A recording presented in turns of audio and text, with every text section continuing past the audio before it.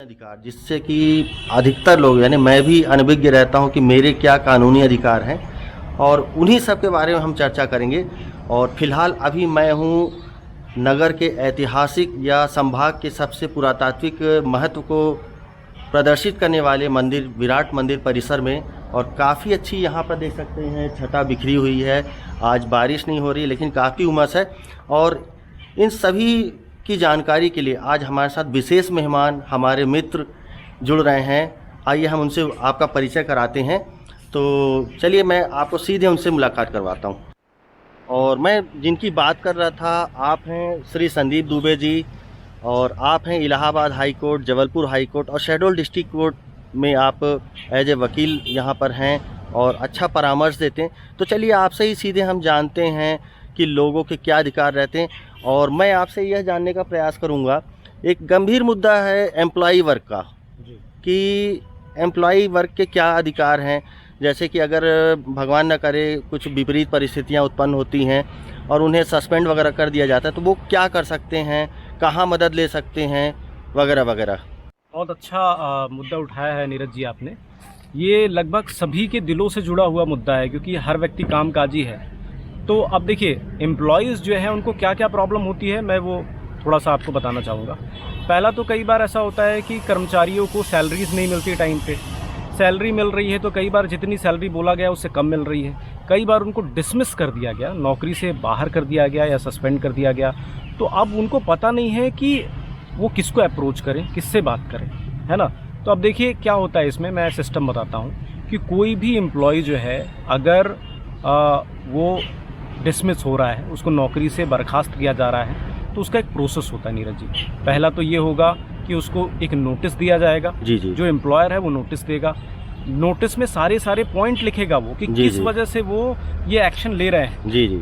और फिर उसके बाद में मौका दिया जाएगा उनको कि वो अपना पॉइंट रख सकें, है ना। नेचुरल जस्टिस का जो सिद्धांत है कि अगर आरोप लगा है तो उसका आंसर देना है। जी जी। इसके साथ साथ अगर किसी एम्प्लॉय को हटाया जा रहा है, डिसमिस किया जा रहा है तो उसको 1 महीने की एडवांस सैलरी देना ही देना है एम्प्लॉयर। जी हाँ। अगर वो 1 महीने की एडवांस सैलरी नहीं दे रहा है, बिना कुछ कहे उसको निकाल रहा है तो ये पूरी तरीके से अवैध है। जी हाँ। हर जिले में लेबर कोर्ट होता है। जी हाँ। हमारे शहडोल में भी लेबर कोर्ट है।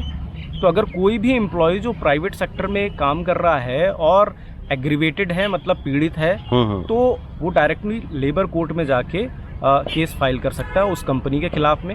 आपको एक लीगल नोटिस उस कंपनी को आप देंगे, उसके बाद कंपनी जो है नॉर्मल जो लीगल प्रोसेस में फॉलो करेगी। जी। तो काफ़ी अच्छी जानकारी दी गई संदीप जी के द्वारा। और मैं समझता हूँ अगर कोई व्यक्ति इन सभी समस्याओं से ग्रसित हैं तो इस माध्यम से वो जुड़ सकते हैं, संदीप जी से भी जुड़ सकते हैं। संदीप जी, मेरा एक छोटा सा प्रश्न रहा, ऐसा अक्सर सुनने में आता है और मैंने अखबार के माध्यम से भी कई बार पढ़ा है, खासकर जो प्राइवेट सेक्टर्स में एम्प्लॉय होते हैं तो उन्हें कभी कभी जैसे मान लीजिए एम्प्लॉय को कुछ आवश्यकता पड़ गया व्यक्तिगत तौर पर तो वह चला जाता है बिना बताए और बाद में किसी के माध्यम से वो सूचना भी प्रेषित कर देता है अपनी कंपनी को कि मैं यहाँ फला जगह हूँ, इतने दिन बाद आऊँगा।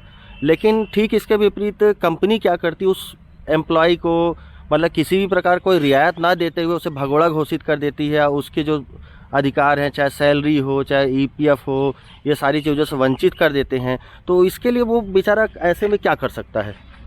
देखिए बहुत अच्छा क्वेश्चन है आपका। ये बेसिकली इसको हम कहते हैं एब्सकॉन्ड। एब्सकॉन्ड का मतलब होता है किसी को भी भगोड़ा घोषित कर देना। जी जी। अब इसमें होता क्या है एब्सकॉन्ड में कि जैसे मान लीजिए कि कोई कर्मचारी घर चला गया, उसके घर में कोई प्रॉब्लम आ गई या फिर किसी भी जेन्युइन रीजन से या बीमार होने की वजह से नहीं आ पा रहा तो कंपनियां कई बार उसको एक नोटिस भेजती हैं। लॉ के हिसाब से क्या है, किसी भी एम्प्लॉय को तब तक एब्सकॉन्ड या भगोड़ा घोषित नहीं किया जा सकता जब तक उस व्यक्ति का जो एम्प्लॉय है उसको जो रजिस्टर्ड एड्रेस है वहां पर आप 2 लीगल नोटिस नहीं भेजते। मतलब legal notice in the sense कि कंपनी का नोटिस। कंपनी का नोटिस जाएगा ये कहते हुए कि आप तत्काल 15 दिवस के अंदर अंदर आए मुख्यालय में और आके अपनी हाजिरी लगवाएं, अपनी प्रॉब्लम बताएं कि क्या है। बिल्कुल। इसके साथ साथ जो रजिस्टर्ड मेल आईडी है उसमें भी कंपनी को सेंड करना पड़ता है एक नोटिस। बिना इन कार्रवाइयों के कंपनी किसी भी एम्प्लॉय को एब्सकॉन्ड घोषित नहीं कर सकती। मान लीजिए कि कोई एम्प्लॉय बता के गया है तो उसके पास में मेल होगा जो अपने मैनेजर को करके जाएगा या फिर वो चिट्ठी द्वारा सूचित किया होगा या फोन के मैसेज के द्वारा सूचित किया होगा। किसी भी माध्यम से अगर कंपनी के एम्प्लॉय ने सूचित किया है तो वो भगोड़ा घोषित नहीं हो सकता। भगोड़ा वाला कानून उसके ऊपर लागू नहीं हो सकता। तो काफ़ी अच्छी जानकारी दी गई इस संबंध में भी। संदीप जी, आपसे मेरा एक छोटा सा और सवाल था। जो कॉन्ट्रेक्चुअल एम्प्लॉय होते हैं, यानी कि संविदा कह लीजिए या जो आउटसोर्स कर्मचारी रहते हैं, तो उनके क्या अधिकार हैं, किस प्रकार से समस्याएं आती हैं उनको, और वो उस समस्याओं से कैसे मतलब कानूनी सहारा ले सकते हैं, थोड़ा बताइएगा। जी देखिए, कॉन्ट्रैक्चुअल एम्प्लॉय जो है, हमारे संविधान ने उनके साथ भी डिस्क्रिमिनेशन नहीं किया है। हमारे संविधान का जो अनुच्छेद 14 है वो पूरी तरीके से सबके समानता के अधिकार के बारे में बात करता है। तो कॉन्ट्रैक्चुअल एम्प्लॉय वो एम्प्लॉय है जो कंपनी के पे रोल पे नहीं है। पे रोल का ये मतलब है कि कंपनी, जैसे मान लीजिए कोई रिलायंस में काम कर रहा है, जी, तो पे रोल का मतलब है कि रिलायंस से ही उसको सैलरी मिल रही है। कॉन्ट्रैक्चुअल एम्प्लॉय क्या होगा कि कोई ठेकेदार है, ठेकेदार के अंडर में है, तो वहां से उसको सैलरी मिल रही है। तो ये बेसिक डिफरेंस उसमें आ जाता है। बिल्कुल। अब देखिए उसमें राइट क्या क्या है कॉन्ट्रैक्चुअल एम्प्लॉय के। पहला राइट तो ये है कि अगर किसी भी प्रतिष्ठान में, मतलब मैं कंपनी की बात नहीं कर रहा हूँ, कंपनी भी इंक्लूडेड है, कोई भी प्रतिष्ठान जहाँ 20 से ज्यादा कर्मचारी हैं, मिनिमम 20 होने चाहिए। अगर 20 एम्प्लॉइज वहाँ पे हैं तो उनको सबसे पहला तो उनका प्रोविडेंट फंड कटेगा, पीएफ का बिल्कुल कंपलसरी रूल है, कटेगा ही कटेगा, जिसको हम सोशल सिक्योरिटी भी कहते हैं। बिल्कुल। तो एक कॉन्ट्रैक्चुअल एम्प्लॉय को भी वो राइट है कि जितना एम्प्लॉयर काट रहा है उतना ही जितना उसके पैसे से कट रहा है एम्प्लॉय के, उतना एम्प्लॉयर देगा, डबल अमाउंट उसको सोशल सिक्योरिटी के रूप में मिलेगा। एक दूसरी स्कीम इनके ऊपर लागू होती है सभी कॉन्ट्रैक्चुअल एम्प्लॉय के ऊपर में, इसको ईएसआईसी कहते हैं। ईएसआईसी। अब ईएसआईसी क्या है? ये है आपका employee state insurance corporation. Okay. ये एक इस टाइप की संस्था है जो लेबर वर्ग, कॉन्ट्रैक्चुअल एम्प्लॉय, इन सब की मदद करता है। इनमें क्या क्या होता है? पहला, इसमें पूरा इंश्योरेंस होगा। मान लीजिए कि किसी भी कॉन्ट्रैक्चुअल एम्प्लॉय के परिवार में किसी की तबीयत खराब हो गई या उसी की तबीयत खराब हो गई, तो सरकारी अस्पतालों में इनको मुफ्त इलाज है। मतलब ना सिर्फ सरकारी, कुछ ऐसे हॉस्पिटल्स हैं जिनको डेजिग्नेटेड किया गया है कि ये ईएसआईसी डेजिग्नेटेड हॉस्पिटल्स हैं, जी हाँ, वहाँ पूरा इनका इलाज होगा। दूसरा, जब भी कोई महिला है और महिला का मान लीजिए कि प्रेग्नेंट है, बच्चा होने वाला है, तो उसको पूरी की पूरी लीव मिलेगी। जी जी जी। ऐसा नहीं है कि आप उसको प्रेशराइज कर सकते हैं कि आप भले आपका मैटरनिटी टाइम चल रहा है लेकिन आप आइए। मैटरनिटी लीव जिसकी हम बात करते हैं पूरी तरीके से कॉन्ट्रैक्चुअल एम्प्लॉय को भी लागू है। बिल्कुल। कॉन्ट्रैक्चुअल एम्प्लॉय को भी बिना कोई कारण बताए अगर निकाला जा रहा है तो लेबर कोर्ट में कॉन्ट्रैक्चुअल एम्प्लॉय भी अपील कर सकता है। बिल्कुल, ये सारे अधिकार। अच्छा, एक और अच्छा मुझे रेज हुआ इसी से एक सवाल। मैंने ऐसे कई बार देखे हैं, कुछ लोगों के मुँह से सुना है कि वो आउटसोर्स कंपनी में बंदा काम कर रहा है, वेतन मान लीजिए सपोज 12,000 है, उसमें आपका जो आपने एक वर्ड बताया ईपीएफ भी काटा जा रहा, लेकिन at the time of demand अगर वो पूछता है बंदा कि मेरा ईपीएफ कितना काटा जा रहा है, तो उसकी सही जानकारी नहीं दी जा रही है या फिर वो काटा ही नहीं जा रहा है, तो ये बड़ा मतलब एक विवादित स्थिति हो जाती है। कई बार लोगों को काफ़ी नुकसान भी झेलना पड़ता है। तो ऐसे में कहाँ जा सकता है वो बंदा? देखिए, जितनी भी कंपनियां हैं, अब ये लॉ है कि कंपनियां जो है दो टाइप से पीएफ काटती हैं। पीएफ काटने का भी दो टाइप का रूल होता है। जी हाँ। पहला रूल तो पीएफ काटने का ये होता है नीरज जी, कि अगर कोई एम्प्लॉय ऐसा है जिसकी सैलरी 22,000 से कम है, 22,000 की एक लिमिट रखा गया है, तो उससे पूछा नहीं जाएगा पीएफ कटेगा ही कटेगा, उससे पूछेगा नहीं कि आप पीएफ कटवाना चाहते हैं कि कोई ऐसा एम्प्लॉय है जिसकी सैलरी 22,000 से ज्यादा है, कुछ भी हो सकती है, करोड़ में पा रहा हो वो, तो उसमें क्या होता है कि ऑप्शन देना पड़ता है। कंपनी ऑप्शन देगी कि आप पीएफ की स्कीम में आना चाहते हैं कि नहीं। बिल्कुल, उसमें भी ऑप्शन देना कंपलसरी है। अगर कोई कंपनी किसी को ऑप्शन नहीं दे रही है तो उस कंडीशन में क्या होगा कि सामने वाला व्यक्ति जो है वो लेबर कोर्ट वो भी अपील कर सकता है। जी। अब मान लीजिए कि कोई ऐसा एम्प्लॉय है जिसकी सैलरी आज 40,000 है, आज 40,000 है, लेकिन उसका पहले पीएफ कटता था क्योंकि उसकी सैलरी 22 से कम थी। बिल्कुल। तो क्या वो पीएफ की स्कीम से बाहर हो जाएगा?